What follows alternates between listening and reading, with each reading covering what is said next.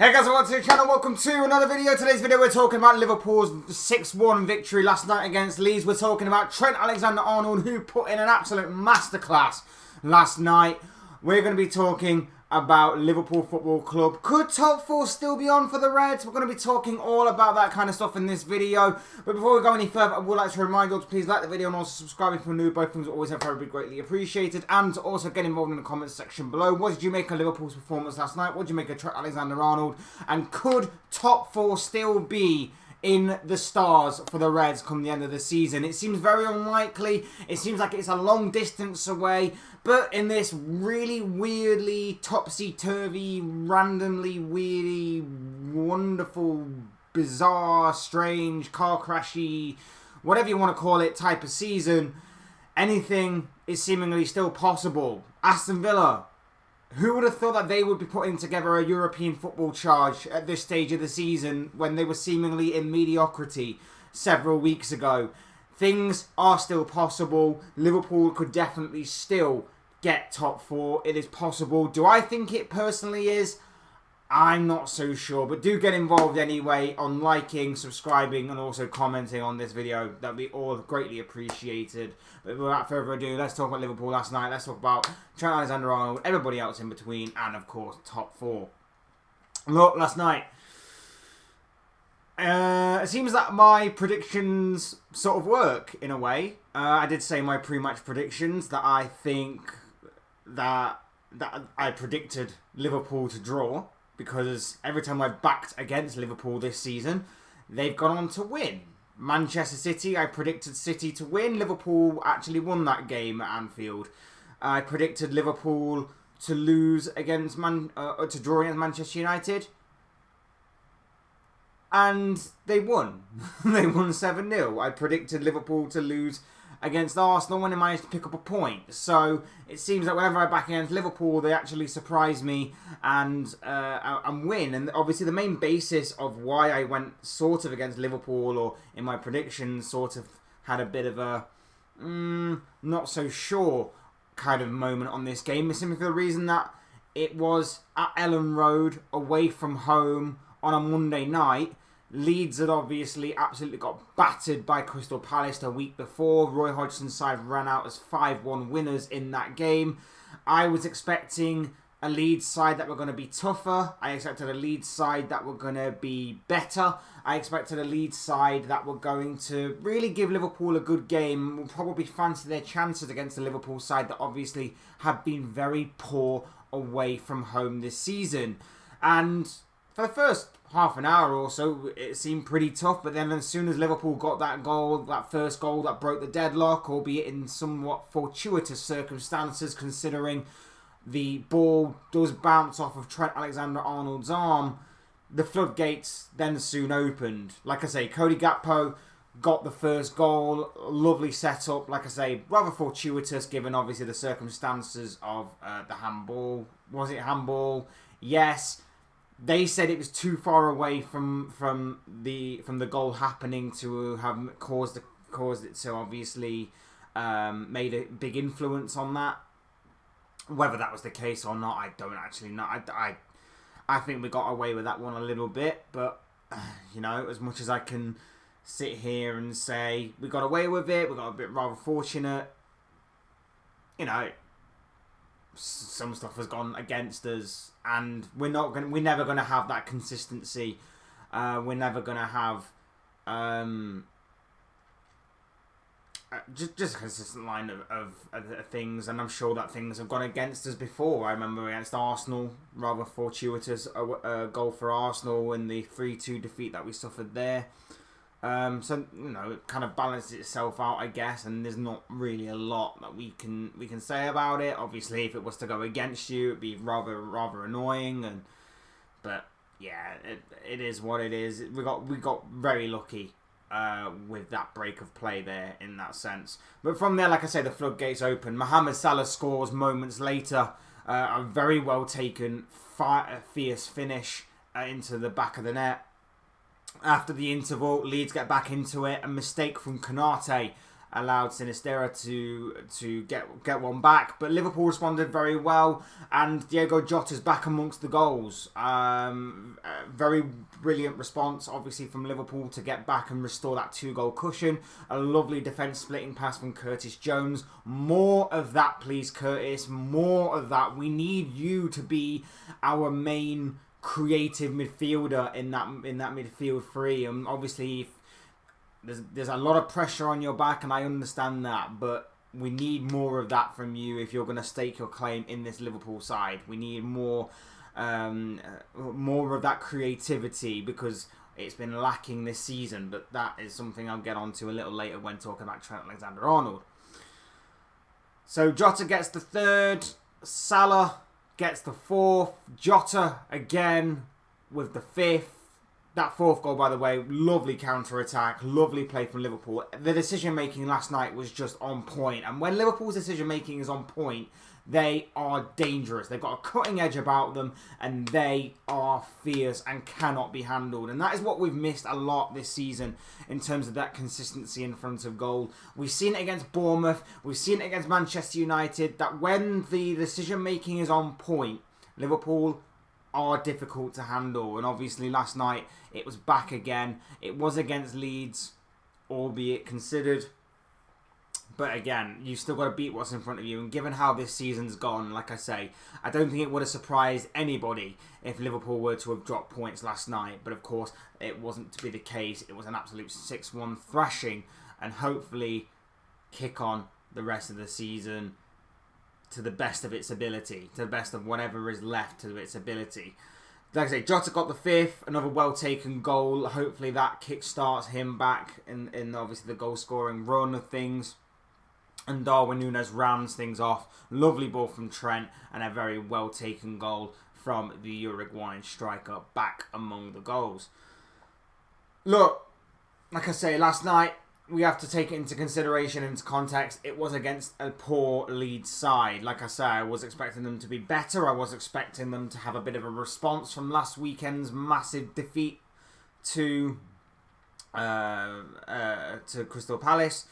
That wasn't to be the case. And like I say, it could have very easily have been a difficult game for Liverpool in which they dropped points, because we have seen it time and time again this season that when you go to these teams away from home, Liverpool tend to slip up. We've seen it against the likes of Nottingham Forest this season, against obviously Bournemouth most recently. These are the kinds of teams that Liverpool slip up against this season, and which is why they've got a very poor away record by their standards. But last night was different, obviously. Last night was an exceptional win. Last night was an incredible win. Last night, everything was just on point. And one of the big and key things for me, and obviously for a lot of people watching, was obviously the role of Trent Alexander-Arnold. And in the past few games, he seems to have been back at his attacking best. Last night, it was revealed that his stats for attacking wise were off the charts good. Like, he had something like the 2nd most passes in the game. He obviously created 2 assists. He had one of the most touches in the game. He made the 3rd most tackles. And defensively, he was pretty solid as well. This new role he's got, where he goes a little bit on the inside as more of a midfielder, seems to be working for right now. I'm not 100% sure if it will continuously work against maybe some of the bigger teams with a bit more of an attacking threat down obviously Trent's side. You're looking at more of the likes of, you know, your Manchester Cities, maybe your Manchester Uniteds as well, with the likes of Foden, Grealish, Marcus Rashford down that left-hand side. I'm not 100% sure if it will work continuously. We got away with it a little bit at Arsenal last week, obviously, when after that half an hour when we started to finally learn the kind of role and the positioning of Trent, how to actually play to make that our strength kind of thing. But I'm just wondering if there is genuine long-term ability, long-term sustainability to what Trent is producing right now, and whether or not this is just a makeshift thing, or maybe he is going to be moving more permanently into that midfield role for next season, and maybe we are going to call up a Calvin Ramsey if he stays fit, or a Connor Bradley to maybe fill in on that right back position, or whether we're going to buy someone in January to fill that position. Obviously, that remains to be seen. But it does now provide us with another midfield option and something that's different, something that we've not really done before. And obviously someone who gives us a little bit of something different in that midfield role. Like I say, the thing that for me has struck me this season, with the exception of our midfield being exceptionally poor, with the exception of our defence being scared of their own shadow at times, has been our attack. Now, our attack hasn't been that bad. Salah's still popping up with scoring goals. Núñez has done pretty well for his first season in the Premier League. Obviously, we've missed Diego Jota and Luis Diaz for the majority of this season. Jota's finally seemingly get him back to his best and what have you. And he scored 2 very good goals last night. Hopefully, that continues in the long run. And obviously, Bobby Firmino's had one of his better output seasons for a while. But it's been a lack of creativity. Because if you're not feeding those 3, 4, 5 players that we have that are exceptionally dangerous attackers, we don't really have a lot of creativity behind them 5. Like I say, Curtis Jones and the likes of Curtis Jones and Naby Keita should be our more attacking midfielders, but Keita's in and out the squad with injury. Curtis Jones hasn't shown it on a consistent enough basis. And obviously then it falls back to our fullbacks who haven't been at their best this season, and their attacking output stats in terms of goals and assists will prove that they haven't been at their best. Trent is having one of his worst attacking output seasons, and I think it's somewhat down to obviously the team performing badly. I think it's on him as well a little bit. That like I say, is on them. But last night and last week, you kind of shown that maybe with a certain tweak to that kind of positioning, that tweak to that formation, things can definitely change, and things can obviously change things up, and things can work out for the better. I go back to last season with Sadio Mane. For the first half of the season, his stats actually for that first half of the season were actually pretty good before we obviously went to the African Cup of Nations. They were pretty good, but they weren't to that high level that obviously he'd set the bar at in previous seasons, which made people think he was having a pretty bad season. In my opinion, he wasn't having the best of seasons. It wasn't his best season, but it was still pretty good. But I think a lot of it was down to his decision making had gone downhill a little bit, and I also think that his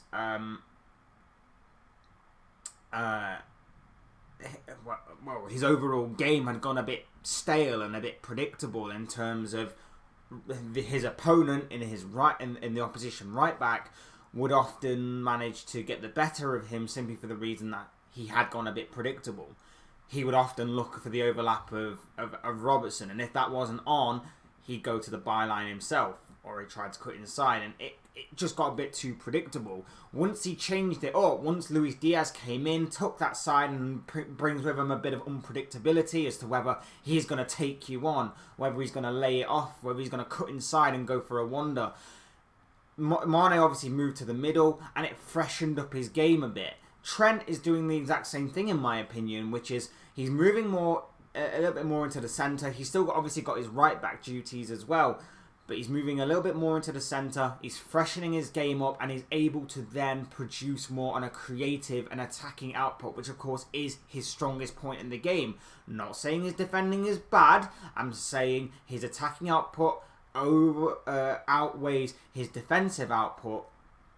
And obviously that is where his main strength lies, in attacking. And I think that he can produce that kind of creative spark in midfield that we desperately need. He's got a decent shot on him as well. He's very good from dead ball situations. So maybe he could be a guy that moves into that midfield.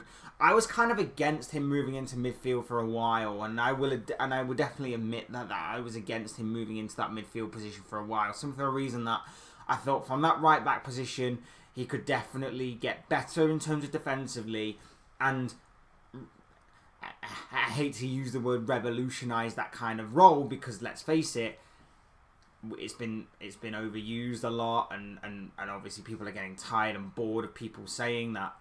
But in terms of being a player in that right back position that can dictate the game and control the game from that position, that is exceptionally difficult and pretty much unheard of to do from that kind of role.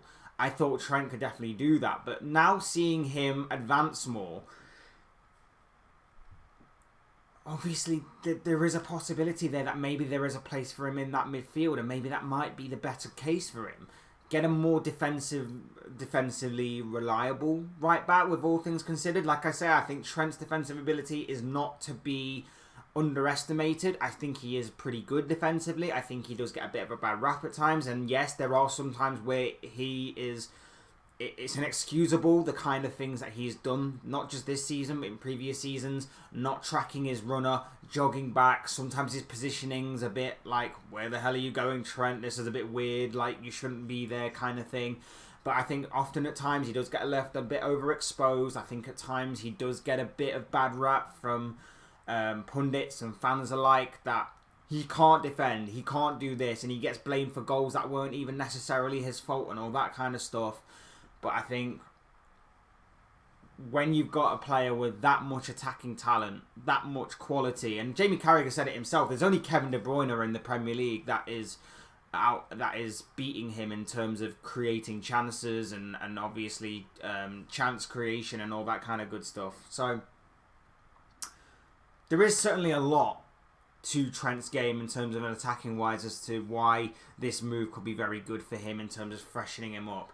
And then, like I say, from there, Liverpool have got to decide what they want to do. Do they put their trust in a younger right back that they already have within their under 21s, 23s, academy, whatever you want to call it, or do they go out and buy a right back for the summer? Because I think, like I say, I think if Trent Alexander-Arnold had like Kyle Walker's pace, for example, I don't think a lot of I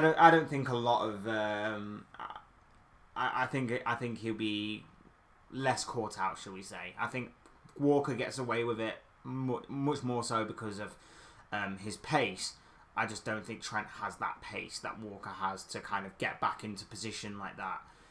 And I think that's sometimes where he gets a bit caught out from a lot of fans and a lot of pundits and so on and so forth. But I just think as well, maybe it has gone a little stale, and maybe that's proof in the fact that his attacking output has dropped off a little bit this season in terms of the assists. I know that obviously assists are only half a job. You can still put in as many great crosses as you can. You've still got to have your strikers finish it.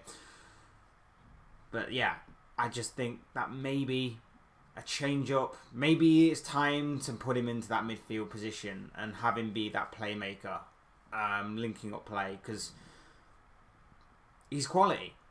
He is quality, and